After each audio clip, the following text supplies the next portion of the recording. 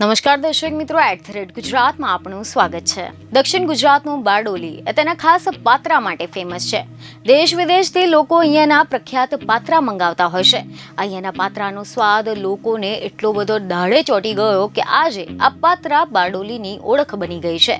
ત્યારે આજે આપણે જાણીશું કે કઈ રીતે આ પાત્રા બારડોલીની ઓળખ બની ગયા, આ રેસીપી આખરે લાવ્યું કોણ અને આ પાત્રાનો આટલો બધો ક્રેઝ કેવી રીતે વધી ગયો। તો તમે જણાવી દઈએ કે બારડોલીના આજે પાત્રા છે તેના પાછળની પણ એક કહાની છે। બારડોલી રેલવે સ્ટેશન નજીક નાસ્તાની લારીમાં પ્રખ્યાત પાત્રાનો આવિષ્કાર થયો હતો। મીડિયા રિપોર્ટ અનુસાર એવી માહિતી મળી રહી છે કે વર્ષ 1975માં અહીંયા નાસ્તાની લારી ચલાવતા ચંદ્રકાંત પાત્રાવાળાએ સૌથી પહેલા આ વાનગી બનાવીને લોકોને પીરસી હતી। ચંદ્રકાંતભાઈના પિતા બાલુભાઈ રાજપૂત એ મહારાષ્ટ્રના નવાપુરામાં નાસ્તાનો વ્યવસાય કરતા હતા।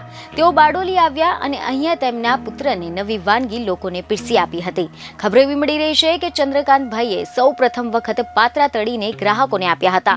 તે વખતે બારડોલીમાં પણ પાત્રા બાફીને અને ત્યારબાદ વઘાર કરીને ખાવામાં આવતા હતા।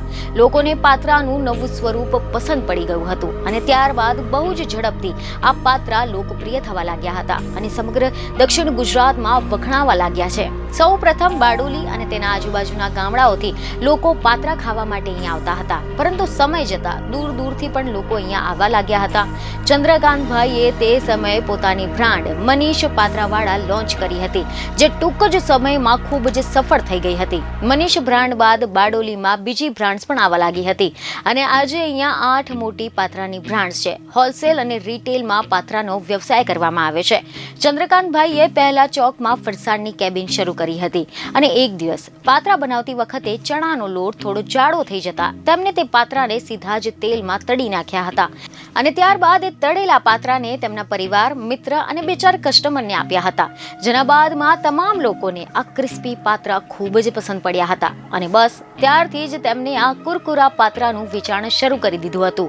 જોત જોતામાં આ પાત્રાનો સ્વાદ આજુબાજુના નાના શહેરોના લોકો સુધી પહોંચ્યો અને ઓર્ડર મારફતે તેઓ બારડોલીથી ખાસ આ કુરકુરા પાત્રા મંગાવતા હતા અને હવે આજે બારડોલી અને પાત્રા એકબીજાના પૂરક બની ગયા છે। બારડોલીમાં પાત્રાની 8 મોટી બ્રાન્ડ્સ થઈ ગઈ છે, જે દરરોજ 1000 થી લઈને 1100 કિલોગ્રામ ઉત્પાદન કરે છે। કેટલીક બ્રાન્ડ્સ હોલસેલ અને છૂટક વેચાણ બંને કરે છે, જ્યારે અમુક માત્ર હોલસેલ વ્યાપાર કરે છે। લગ્ન સિઝન અને તહેવાર દરમિયાનમાં તેની માંગ ખૂબ જ વધી જતી હોય છે। હવે આપણે વાત કરીશું કે બારડોલીથી નીકળીને આ પાત્રા સમગ્ર ગુજરાત અને ગુજરાતની બહાર કેવી રીતે લોકપ્રિય થઈ ગયા।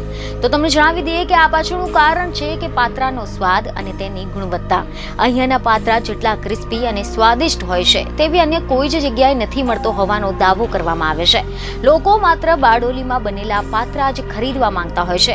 મુંબઈ, અમદાવાદ, આણંદ, નડિયાદ, નવસારીથી નિકાસકારો મોટી માત્રામાં પાત્રાના ઓર્ડર કરે છે, જેના બાદમાં અમેરિકા, યુકે, કેનેડા અને અન્ય દેશોમાં મોકલવામાં આવે છે। સમગ્ર વર્ષ દરમિયાન અહીંયા માંગ હોય છે, પરંતુ તહેવાર અને લગ્નની સિઝન દરમિયાન તેની માંગમાં સારો એવો વધારો જોવા મળે છે। બારડોલીમાં જે પાત્રા બને છે તે સામાન્ય રીતે મળતા જે પાત્રા છે તેના કરતા એકદમ અલગ છે, જેમાં અળવીના પાન અને એની સાથે 18 પ્રકારના મસાલાઓ ઉમેરવામાં આવે છે।